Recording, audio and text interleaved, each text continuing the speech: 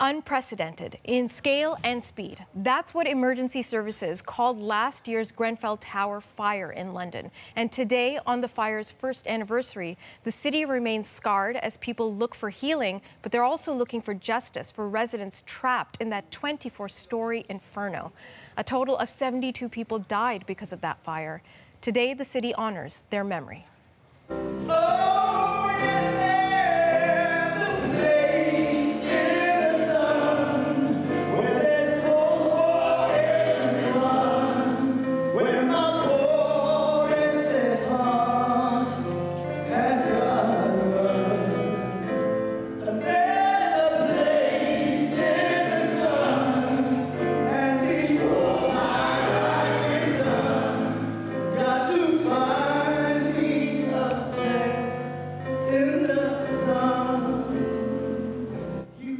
St. Helen's Church in London, awash in candlelight and the color green.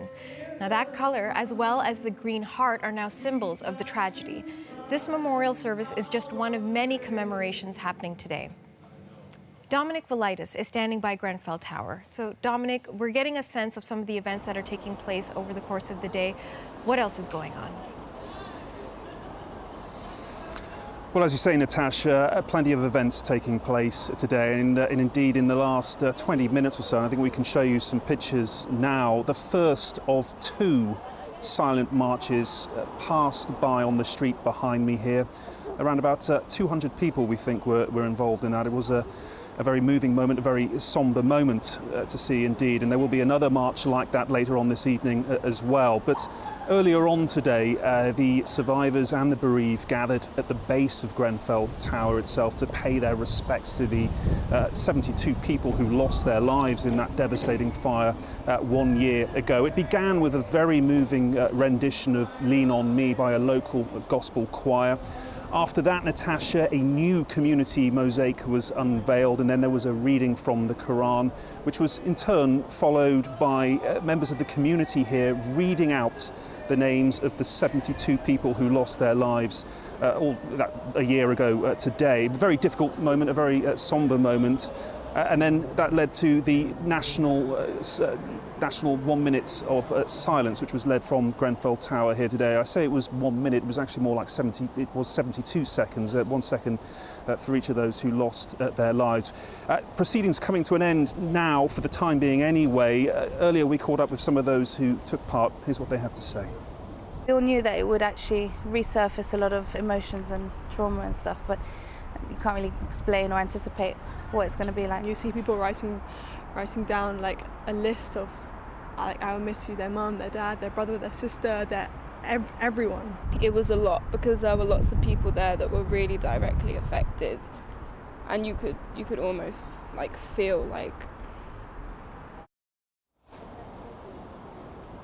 As I say, more events taking place today. Later on this evening at about 5:30 local time, people will gather again at the base of Grenfell Tower before heading off on another silent march, a second silent march, which will head on to Kensington Memorial Park. So plenty of events, plenty of services, plenty of tributes taking place locally today, but also, Natasha, there's lots happening around the country as well. Natasha.